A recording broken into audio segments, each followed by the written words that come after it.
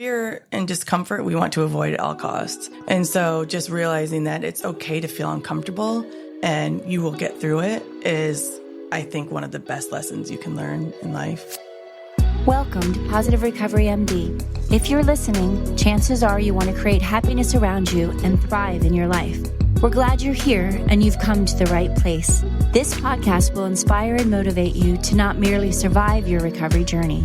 We'll give you the tools to build or strengthen your foundation to thrive and flourish in your life. In each episode, we will come together as a community to have authentic conversations around addiction, recovery, and what matters, growth and progress, not perfection, all while developing positive habits for you to utilize. To learn more, please visit positiverecovery.com/podcasts to sign up and to receive the daily positive interventions that we'll review, as well as gain access to exclusive positive recovery content available only to Positive Recovery MD listeners. All right, let's get started.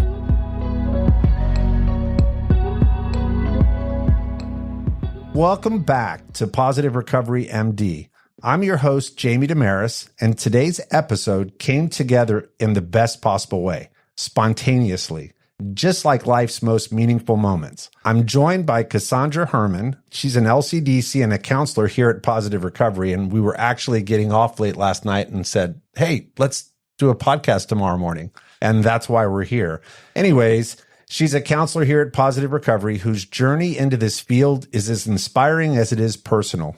Cassandra's path has taken her from the outdoors of Michigan to radio broadcasting, to living abroad in Shanghai, to running in 13 half marathons, and ultimately to the world of addiction recovery. Her deep commitment to faith, family, and personal growth has shaped her perspective, not just as a mother who walked alongside a child struggling with addiction, but as a professional who now helps others navigate their own paths to healing. In today's conversation, we're bringing together all the elements that make Cassandra's story so powerful. The endurance of a marathon runner, the strength of a mother, the mindset of a morning person, and the heart of someone who truly believes in the power of faith and positive psychology to transform lives. We'll talk about resilience, how small daily habits, movement, and intentional living build a strong foundation for growth. We'll explore how families can support loved ones through addiction while staying connected, and how positive psychology shifts the focus from merely surviving to truly flourishing. Cassandra and I are both early risers who believe in starting the day with purpose. So let's get into it. Welcome. Good morning. Good morning, Jamie. And here we are again, early in the morning, 7 a.m. at Positive Recovery. And I'm so excited to have you on the show. Like I didn't know all these little things about you, and there's so many things that I want to talk about. And let's just start with, I had no idea you were in radio, and here we are, the very first episode recorded together inside of our podcast studio. We still have a little art that we need to add, but we'll get to that. It's a nice little setup. I like it. Yeah. So tell me a little bit about your radio experience. So I was a college student, and when I was in high school, I did drama, and I went to a very small high school, and it was a Christian high school, a Baptist high school. And there was someone that went to that church and worked at that high school that started working at the radio station, very conservative Christian radio station. He was like, Cassandra, we need an overnight person. Do you think you can pass and study for an FCC license and start doing broadcasting? So I passed the test. Then I started broadcasting radio, and I was a non-personality. And so it was a very good experience. I mean, there were some moments where I was so stressed out because I had some dead air sometimes. And I realized, okay, I can survive this dead air. And I actually learned met a lot of cool people, realized that, hey, you can do some things that maybe you never thought you could do. That was my experience. That's how it became. And I did it for 3 years. I usually took the summers off, and I did the weekends. You have to have an FCC license to broadcast on the radio? Yeah. And now we have podcasts and nobody has a license. No one has license. Yeah, as far as I know. I don't know. Just say what you want and upload it, and it's out there in the universe. So I wonder if they still require the FCC license to... I don't know. Although I still have it. So I'm assuming that it doesn't go away, but I don't really know. I was... did you ever listen to... How long have you been in Houston? Since 2016. Okay. So there was an early morning radio show, 101 KLOL. They actually like broke the mold of what radio was supposed to be. They just did a documentary on them, and there was a good friend of mine, Doug Harris, that was junior mints on it. It was back when Moby was around. Yeah. And they were just pushing the line with radio and what they talked about on the radio, and they would take the fines but keep on going. So yeah, I guess there is some type of license in there somewhere. Yeah. So tell me about your early mornings and how they shape your day. Okay, so my early mornings, gosh, I want to beat the Houston traffic. So my early morning routine has changed a little bit. But if I want to get a work in before I leave for work, I have to get up between 4:15 and 4:30. And so I'll get up and do that. And just a lot of times, like, my brain is screaming at me, don't do the workout. But instead I just get up. I use this lady on YouTube called Heather Robinson, and I do like a 20-minute workout. That's it. And it's amazing how that will change my outlook on my day. Like, I believe in myself more when I don't tell myself no, when I say, yes, you can do it. And then it's amazing. I don't know like how much it actually helps me, but it helps my mindset for the day for sure. And then I just hop in my car and I listen to some sort of podcast. Typically, I used to listen to music, but now it's just, I listen to podcasts. I'll take free college-lang courses and listen to them on the way here. And I love it. That's how, like, I forget things so easily. So if I know what topic I want to talk about in group that day, I will find a podcast about it. So I just remind myself on what I'm actually going to be talking about. And then it inspires me a little bit too. You know, I believe in that concept being the power of the rooms of recovery. It's that we are talking about a way of living that is new to everybody that's walking in those rooms. And in order for it to start to shape your way of being, you have to stay in the conversation of it. So I love that. But there's also a science to getting up and moving. There is a chemical reaction that happens in your body. I can't speak to exactly what it is. I'd have to listen to a bunch of podcasts. You probably have to listen to the Huberman Lab. Yes. The morning routine. That's what I listen to all the time. And I show it to the clients actually. But over and over, in order to be able to speak to the actual science that it does. And I hear it. I hear y'all. I think about like what it would be like to start a group off one day where you get up and you do intentional movement like that for like 10 minutes and ask them to check with their energy at the end of the group versus a group where you just start off and you don't have any movement. Mm-hmm. So like my mornings, the way I shaped my mornings were once I had children, I started to realize that the only time that I'm going to have to myself is in the morning. So if my kids have to get up at 6, I would get up at 4 so that I would make sure that I had my time in my space. And then I started to structure that space. I started to work out at Orange Theory, started to practice yoga. Then that became my routine. Then I started filling it with other things and it wasn't movement. And I have to tell you, I can tell the difference in when I get up and I do exercise versus when I get up and I don't do exercise. I'm still benefiting though by getting up early because usually by 8 o'clock in the morning, I've done more than most people. Yeah. And it really shapes my day because I feel productive. So yeah. What are your favorite podcasts that you like to listen to? Oh gosh. Okay. So, I love listening to the Huberman Lab, but sometimes it gets like a little long. I just love, listening to, oh gosh, like even like Joe Rogan and, the Daily Wire. And so a lot of that stuff might be like politically charged, but that's the stuff I listen to. And then also I have this other side of me that loves reality TV, competition reality TV. So believe it or not, I listen to a lot of reality TV podcasts. It's just like when I know I can't think anymore, that's what I listen to. And I love it. Yeah. It's weird. My family makes fun of me intensely, but I own it.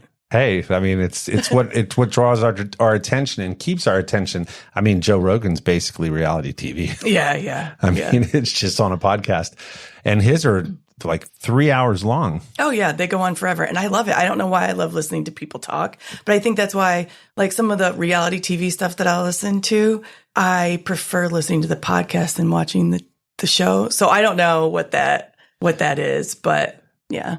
Yeah, the podcast is the description of it, like the show. I'll never forget reality TV. When Jersey Shore came out, I was like, heck no. That's not the kind I watch. Yeah, everybody was like, no. Until you watch a couple of episodes, and then it's like you just want to watch the train wreck. Oh, yeah. There's something. Humans love train wrecks. We just do. I think it's that negativity bias. Yeah, probably. We're always like looking for what's wrong, but then you're seeing it like just being destroyed in these people's lives. And actually, one of them's in recovery today, which is probably a great spinoff into, because I'm curious, like, how did you get into the world of recovery?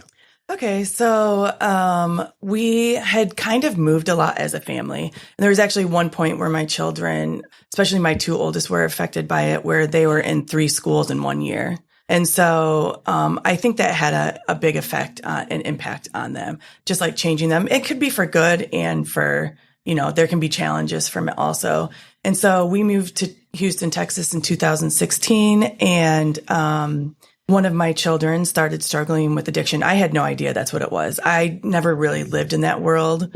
And so I didn't even realize that was what was happening. And so through it all, I actually called my brother one day and I'm like, things are out of control in my house. What do I do? And he's like, well, what do? You ask for help. And so I was attending a church in the Woodlands and attending a small group. And so I asked just one of the ladies there, I'm like, here, this is, and I didn't want to talk about it. You go into these groups and you don't talk about what's really going on in life because you don't want really people to know how hard life can be sometimes. And so I called the lady and I was crying. I'm like, hey, I need help. Eventually it got to this place where I got some help for my child and I also got help for myself.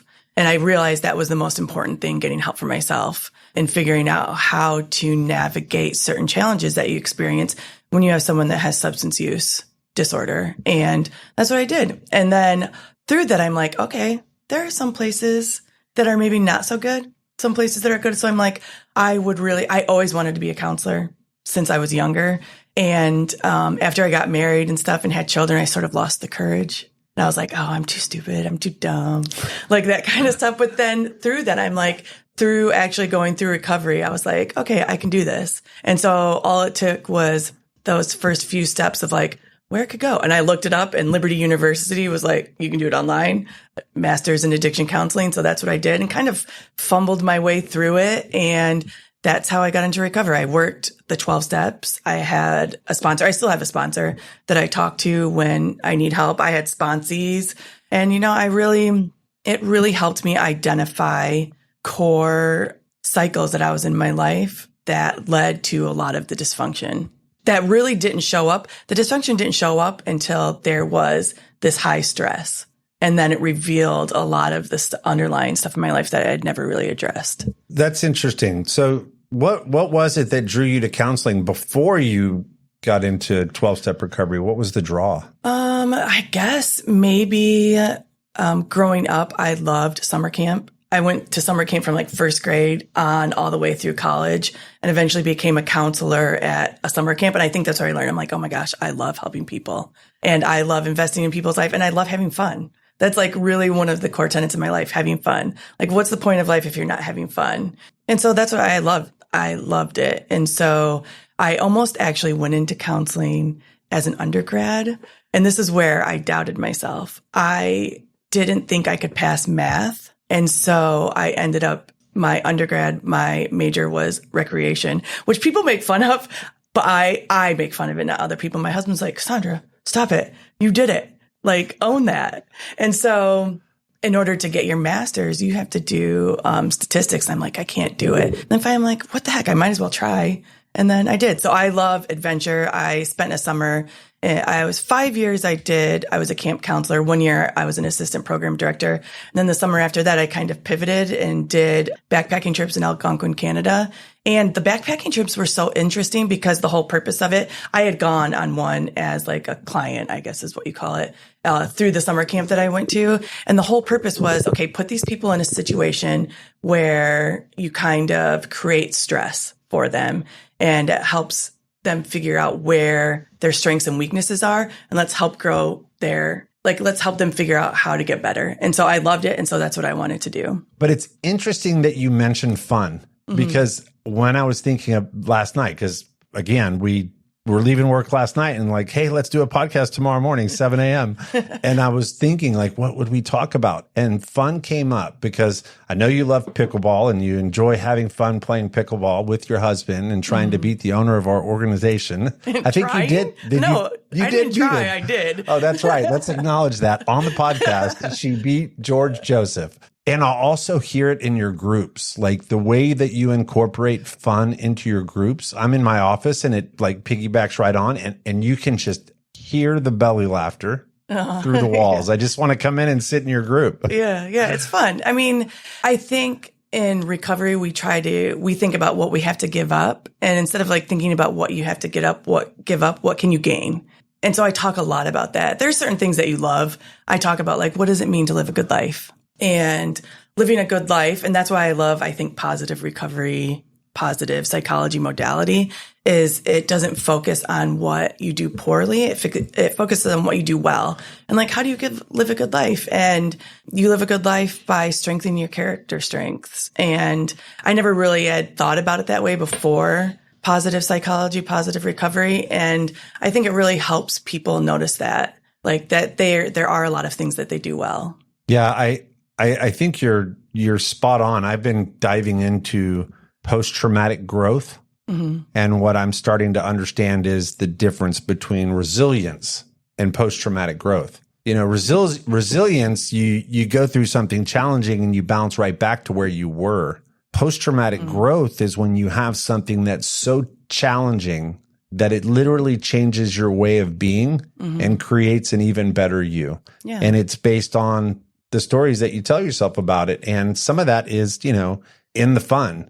Like something you said made me think, yeah, like when you're right up against that, no, I can't do it. I can't do math, right? I still can't really do math very well. Right. But you're hitting the problem, which is going to keep you from seeing what's possible. Yeah, exactly. Yeah. I actually just spoke about this recently. In admissions, when you're taking the admissions calls, all that you hear are the things that people need to do in order to come to treatment. Like, yeah, but I got to fix this first and fix this first. I'll do it after I do this. Yeah. And then when they come into treatment, they're going to find something that's going to cause them to want to leave because being there is keeping them from doing something else. Yeah. Fear and discomfort, we want to avoid at all costs. Yeah. And so just realizing that it's okay to feel uncomfortable and you will get through it is, I think, one of the best lessons you can learn in life.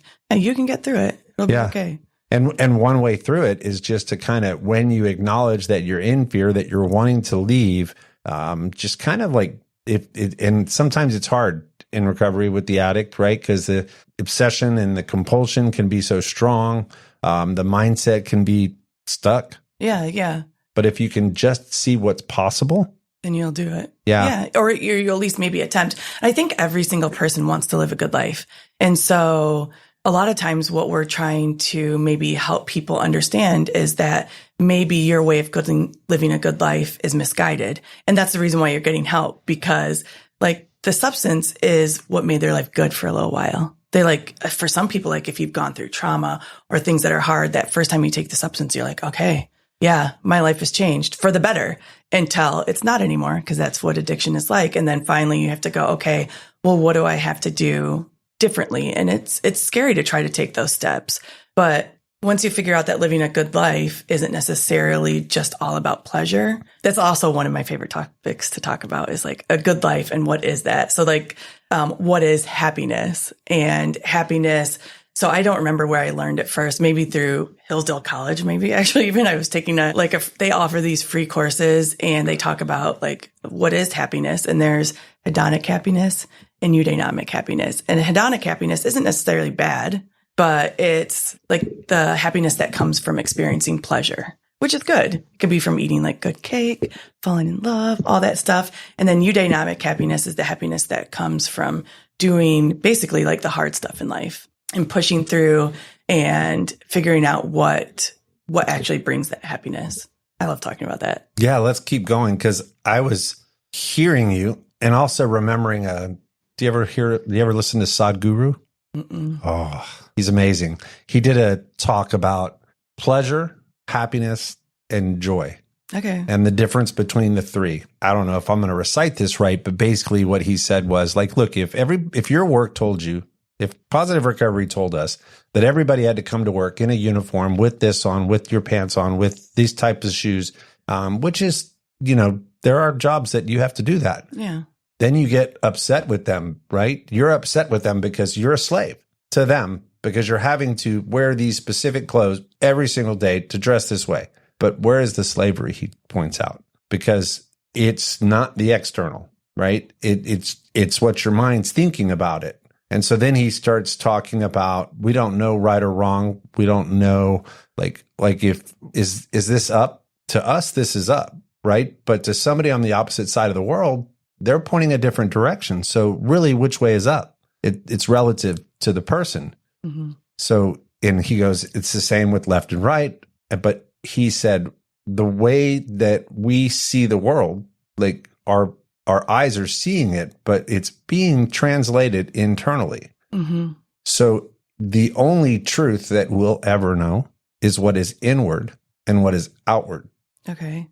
You following me? Yeah. Like I was trying, and it was, and my mind went there when you were talking about that, and then I was like, wait, this doesn't sound like so. So go deeper into what you were saying, because I'm trying to. Because one of the things that I've also been taught about joy is internal. Joy is who is our. It's a core part of us, and nobody can take your joy. Right. Yeah. Right? It's something you cultivate. Correct. And the external can't change your joy.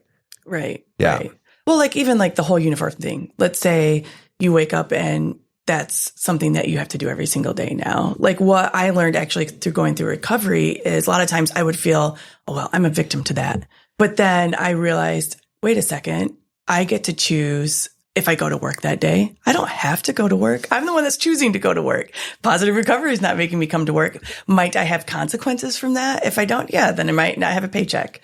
And then if I don't have a paycheck, I can't pay my bills, but that's still my choice. And once I realized everything was a choice, it's so much easier to go about in life. Like I get to choose what I do each day.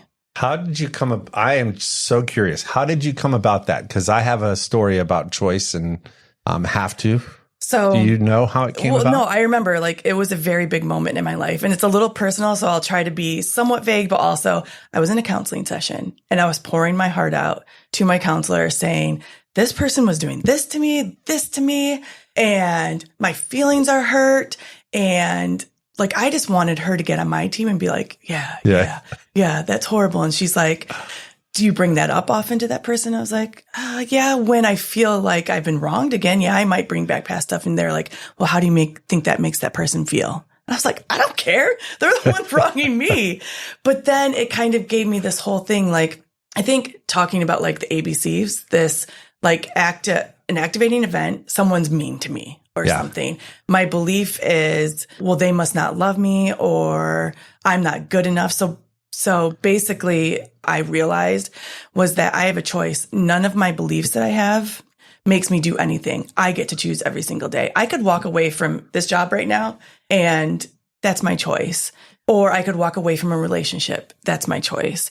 But instead, once I realized I'm the only one that's making me stay or do anything I want to, it kind of brought me from feeling like a victim to feeling very empowered. And that was like if we're talking about like 12-step recovery, that was my spiritual need. Like it is me that gets to decide everything.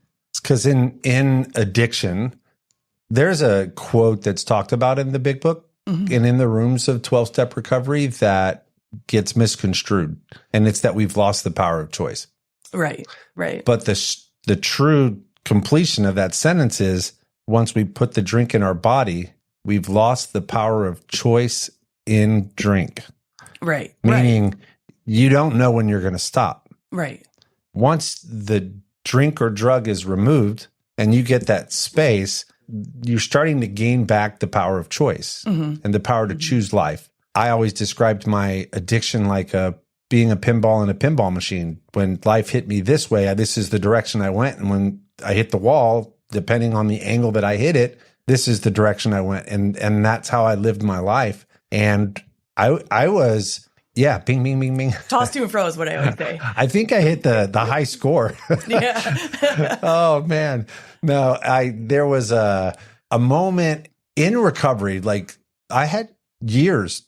I'm not going to speak to exactly how many because it varies for anyone. I don't want anyone to think like you have to get to a certain time, but there was years before I realized that look, I have a choice in life and that I get to choose. Like there was a morning I did this 40-day yoga program and you had to do 6 days of yoga and you got 1 day off. And if you didn't, you fell out of the program and it was changing my life and I was committed, but like I had other obligations. And there was this Thursday morning where I had to go in at 5:30 a.m. or I was not going to make it because if I couldn't do it later that day and if I didn't do it every day for the rest of the week because I started off slow, then I was out. And I walked into the yoga studio and Nathan and Gayatri were behind the counter and I said, good morning. They're like, hey, how are you? I was like, I have to be here. And they were like, what do you mean? And I was like, I got to come or I get here. And Nathan looked at me and said, can I offer you something? And I was like, sure. He goes, you don't have to be here.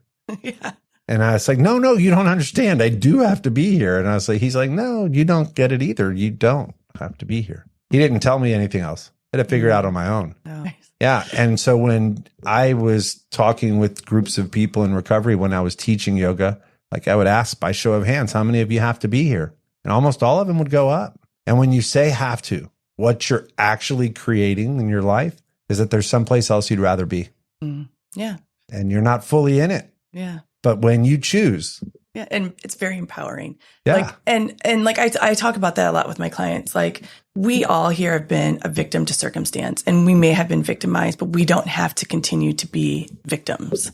We can take personal responsibility for what we have control over. And that's where it's like, what do you have control over? What do you not? And that's where it becomes really empowering because I love that prayer actually. Like, cause you do have to figure out what is my sphere of influence?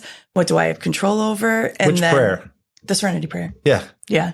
The Serenity Prayer. How many people do you think recite that Serenity Prayer and don't really think about what it's talking about? Probably a lot. Maybe even myself. I don't really know. I did it for years. Mm-hmm. Like, God grant me the serenity to accept the things I cannot change.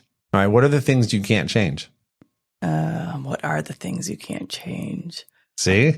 I mean, I guess it depends like what topic we're talking. Like what? I mean, let's pick a topic. What can you not change? In a relationship. In a relationship, how someone else responds to you. Yeah. Yeah. Or how someone else is. Or so, yeah. Or what someone else does. Yeah. Yeah. Or what the weather's going to be like. What the traffic's going to be on the way into Houston. Exactly. Like that's a good barometer for me. I'm like, am I spiritually fit right now? Based on like how ticked off I get at fellow drivers. This was one of the tools that was given to me when I learned about the power of choice. Yeah. So when you hit traffic, choose it. Oh yeah. I choose traffic. Yeah. It's that simple. And once you choose it, you've like that energy that's inside of you is no longer there because traffic. I choose it. Yeah. Right. Yeah. I chose to drive in this time. I chose to get on this freeway. Yeah. You got the consequences. You do. Now listen to a podcast. Exactly.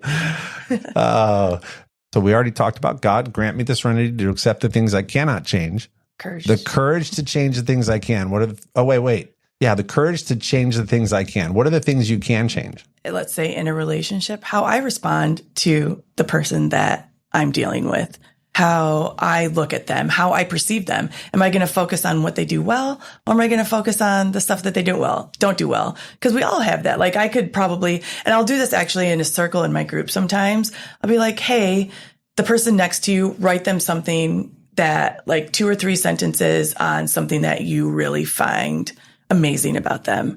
And I'm like, because if we wanted to, we could all probably go around this room and find many more things that we don't like about these people. Yeah. But if you focus on what you do like about these people, it changes your whole perspective on that. And I guarantee some of them are like, oh, I don't want to do this. But at the end, looking at people's faces, everybody's always smiling and happy. And sometimes I'm actually like, I want you to actually write a poem or a greeting card to this person. And it's amazing. Some groups are different, but it's amazing what some people will come up with. And I'm like, oh my gosh, that's amazing. Like a poem. They'll come out with a poem right then. Not using ChatGPT either. And just be like, boom, here you go. And it's amazing. Like the faces, it just puts a really good energy into the group. You know, back to the things that grant me the serenity to accept the things I cannot change. In early recovery, the thoughts that come up in your head all the time, the negativity bias, when you walk into a room and you're looking around and you're feeling uncomfortable, or when this was one that I had, and it took all of my relapses, right, to get to this point where when I had my sponsor, he would say, meet me at Tuesday night at Cafe Express. And on Tuesday, every excuse or reason came up in my head. And this was before I knew that our thoughts are just thoughts, that we don't have to engage them. We don't have to let them drive our behavior. Somehow, and this is where God comes in, faith comes in, somehow I showed up anyway. Right. And 99.9% of the time, and giving that room for error, I left feeling so much better than I did before. Yeah, absolutely. And then when I created the habits of that, I actually got some time in recovery to where I could peel the layer on that. And that's peeling the layer of the onion is the piece in recovery that I never fully understood. And that was the experience that I got when I had some longer term recovery and started to go through some real life challenges. Not like that, not that addiction's not that recovery's not, but when you start to build a life and flourish in life, you start to get a career path and get into a real relationship, a real one, then those layers start to get peeled and you start to learn the deeper understanding of how your thought patterns drive your way of being. Yeah. Yeah. The way you feel, the way you act, all of that kind of stuff. Absolutely. Like building that firm foundation early in recovery. We were just talking about it and I was like, what is that story? I'm like, oh, the three wolves, and like how, if you don't build that house on firm foundation, then when the storms come, it's just going to be blown all the way down. And so I'm like, because if there's one certainty in life is that you are going to face challenges. And sometimes they're challenges that you don't feel like you're going to be able to like get through, but you can. But building that firm foundation, especially in early recovery in life, whatever it is, if you don't have that, you'll just crumble from the littlest sort of like kind of setbacks that you might have. And I think that's why I like to push home. Whatever it is that you have to do to build that firm foundation, start doing it now, especially if you're like living in sober living or in PHP or IOP. Start doing it now because it will come. And for some of us, it comes right away.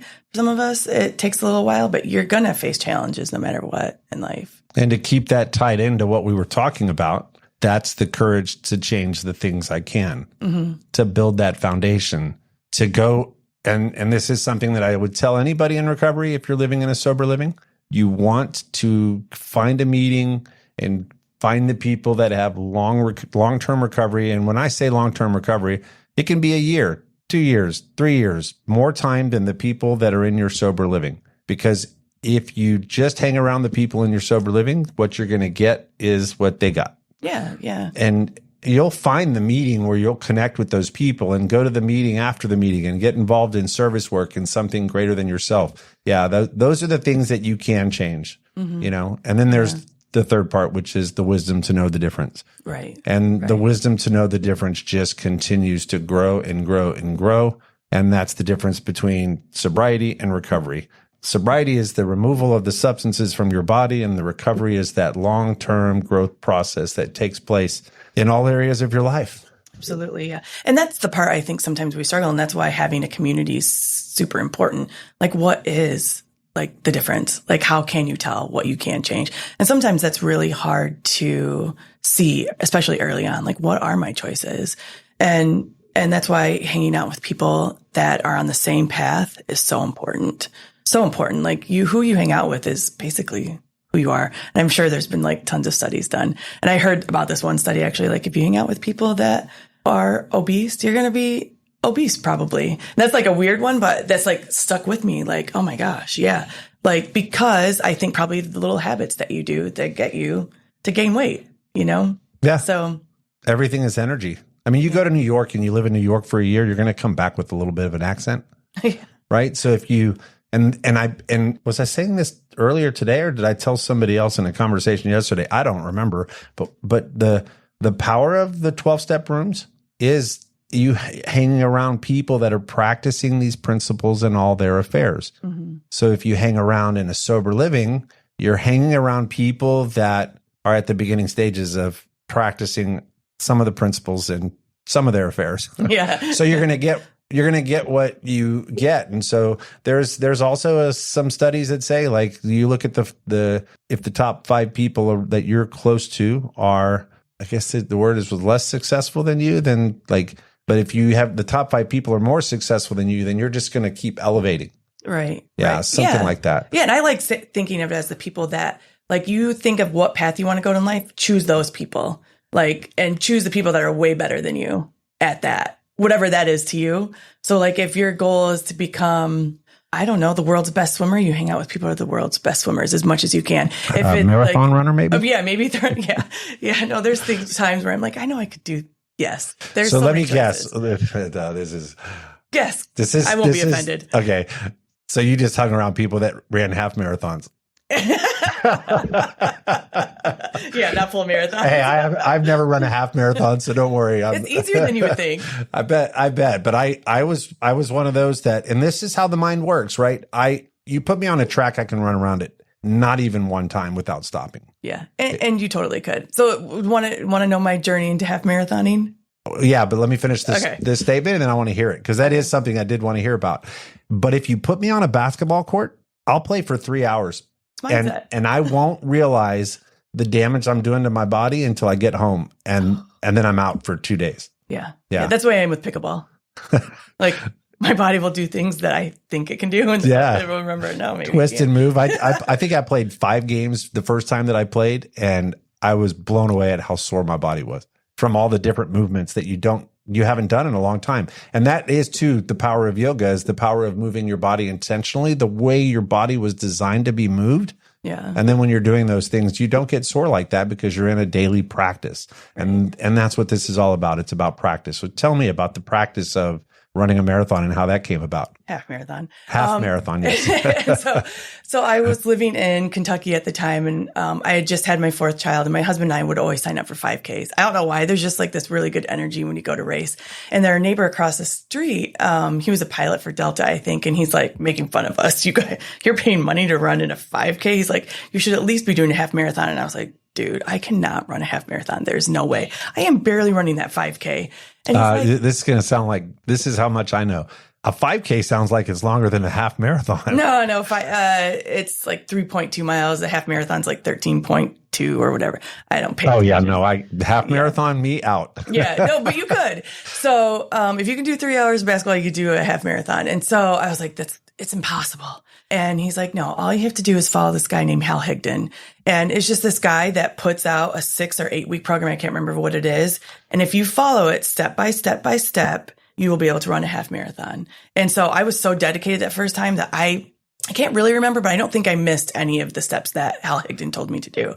And so I followed it. And the next thing I knew, I was running in the Flying Pig half marathon in 2009 in Cincinnati, Ohio. It's a really good half marathon to start with. But my doubt was that I could actually do it. And I did it without stopping, like just chugging along. And I actually talk about that a lot with my clients, because I'm like, you see this goal ahead of you and you see that okay, you want to go here and you want to be able to have a car by the end. And you get so overwhelmed that you don't even start the first step because you don't realize that if you just do the little things every single day. So like, I did those little steps every single day. And the next thing I knew, it felt like a miracle. But really, it was just the effort that I put in each day. So I couldn't help but like start thinking and translating this to the 12 steps in recovery. Uh-huh. Like if you just follow these steps, the way that Bill outlines it. And then what you just said at the end, what if they didn't reveal the steps until you were on the next one? Oh, yeah. You wouldn't feel so overwhelmed. Oh, my goodness. Yeah. And then you could just do what's in front of you. Yeah. It's so overwhelming to think of like, oh, gosh, running 13 miles. I can't do that. Or I can't ever save up enough money to buy a car. Or I'll never be able to get a degree in addiction counseling. But you just start it. And then eventually it kind of like pushes you along and you get to the end point. I'm just laughing. I'm thinking about the first time that you walk in the rooms and the 12 steps are on the wall and you're reading through them and you're like, ooh, I'm out. Yeah. Peace out. Make amends. Fearless moral inventory. Mm-hmm. Yeah. Yeah. But that's all just part of the mindset, you know? Yeah. And it's all about shifting the mindset. And once you get to the other side of that, oh my gosh, that's the freedom. And tell me, did you feel that in the marathon when you ran? Was there was that joy? Oh, yeah. Yeah. Oh, yeah. You just feel like, oh my gosh, I actually did it. And then you kind of challenge yourself. Okay, can I beat the time? It's just really fun. You still run them? Oh, yeah. I just did the Woodlands Half Marathon. Oh, did you? Yeah. Wow. And actually, I feel like I should be a little offended because I told one of the RAs back there was doing it also. And he didn't believe me for like 10 minutes that I was actually doing it. I had to convince him. There's all sorts of different people that run half marathons. And you'll realize it when you're running. You're like, oh, yeah, all sorts of types. And you just run at your pace. Yeah, at your pace. Yeah. And I used to be way faster. I'm not as fast anymore. But that's where you have to look at what you can do and what you can't do. And then go from there. And it's fun. And I do it with my husband. So, I mean, we don't actually run together, but he's one ahead of me right now. I'm sure there's a series of steps that you could do that could make you faster again. Oh, absolutely. Yeah. And it would take a lot of commitment, like way more, like better nutrition, better, losing a few pounds, that kind of stuff. Like that takes a lot of effort. Yes. You have to, in order to be a yes for something, you have to give up something. Absolutely. Yeah. Yeah. And so you choose joy and pickleball and all the good fun things and helping people in recovery. Yeah. Yeah. And fun. Like it's just super important, I think, to have fun in life. Yeah. There was something that I wanted to talk about that we haven't even touched yet. I'm just curious because I want to go one day. Shanghai. Oh, yeah. Yeah. So what took you to Shanghai? So my husband got a job there. And so I had all 4 of my kids at that point. And so I think my youngest was 2. My oldest was 9.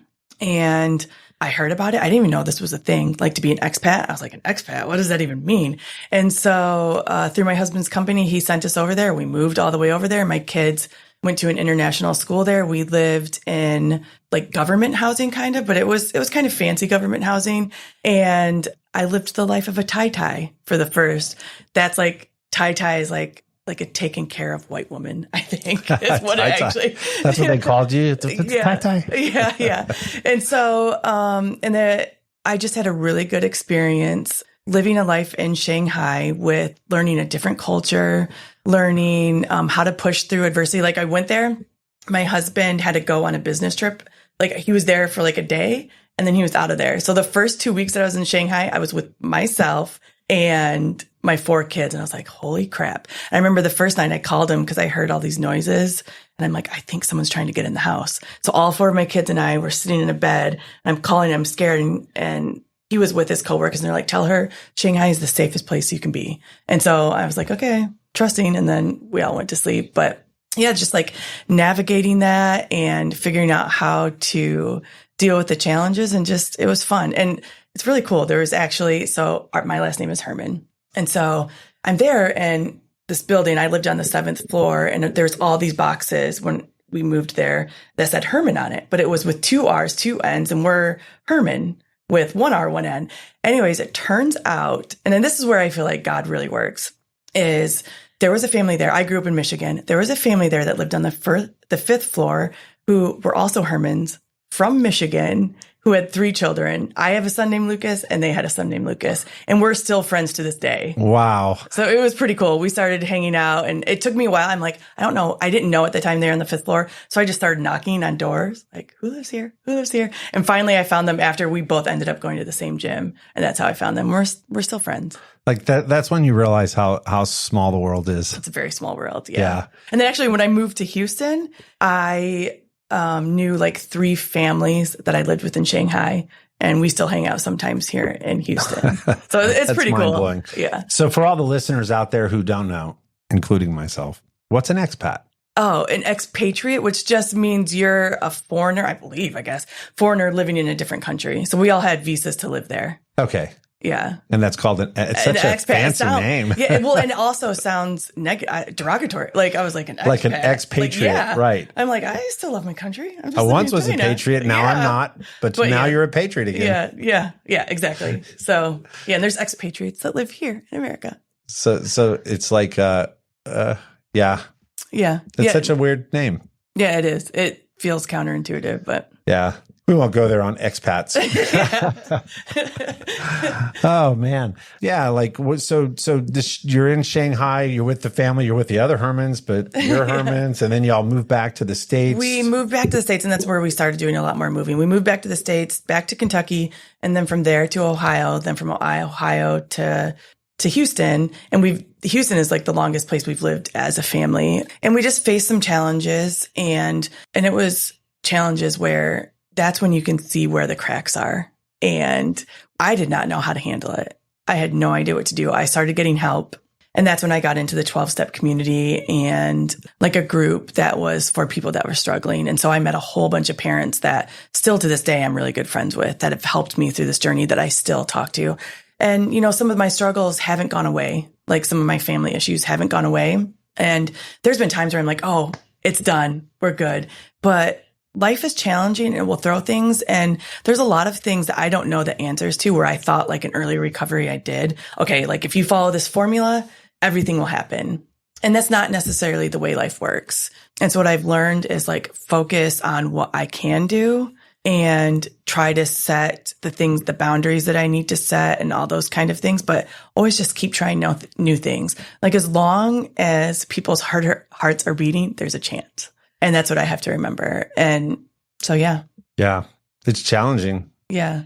I know for me, in admissions, when the family's calling, they're asking me questions and what to do and what not to do. And I don't have that experience. Mm-hmm. I have the experience of kind of understanding what my parents might have gone through and my translation of what I saw them do. Mm-hmm.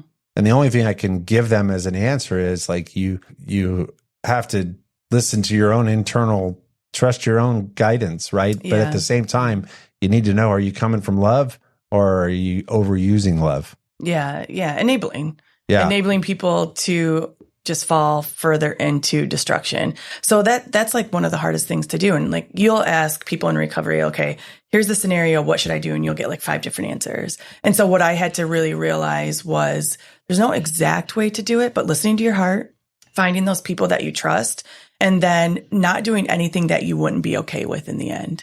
Yeah. Like if something bad happened, because people die in addiction. And so like, that's like a barometer that I have. Okay, what am I willing to do? And if the outcome is not what I want it to be, this action that I'm taking, am I going to be okay with it?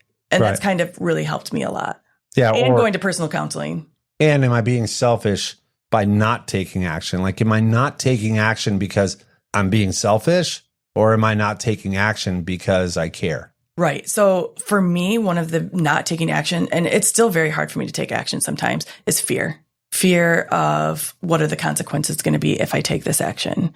And it will hold you back. I mean, fear, it can keep you stuck from doing a lot of things. And this is where faith comes in. Because see, I was trying to explain this to my mother, and this is my story, not hers. Mm-hmm. But I believe that every relapse, 19 years battling addiction, over 10 treatment centers, like there's a lot of tough love moments that I got from my parents. There was a lot of enabling and moments that I got from my parents. Oh, yeah. Which ones were right or wrong? Because if it didn't happen exactly the way that it happened, then I'm not sitting here having this conversation with you.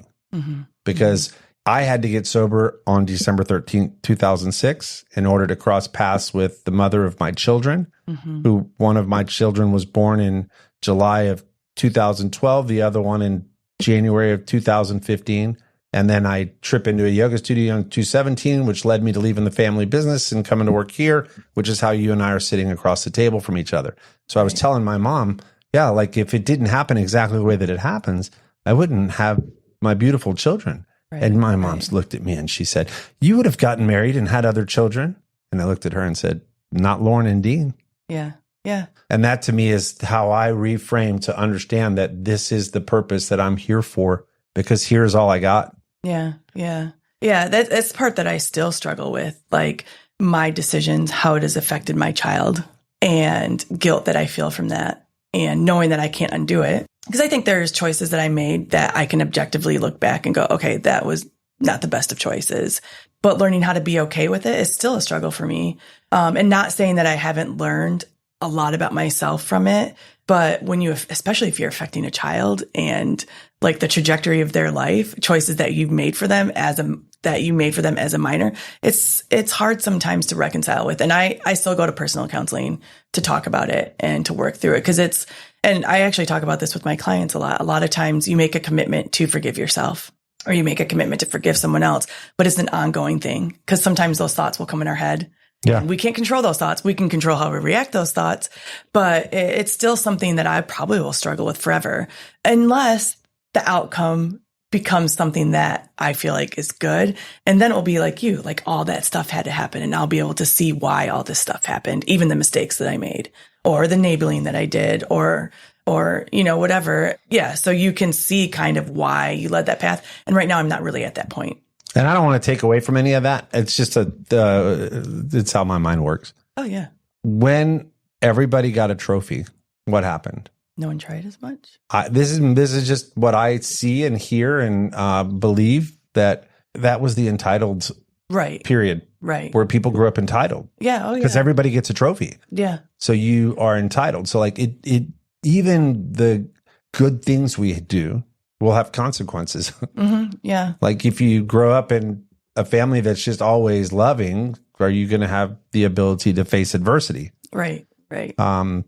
So and that's the part where, for me, I just understand that it is where it is. But part of the growth process for me is trying to better the way that I am now moving forward, because I can't change what happened. Yeah, you can't. Yeah.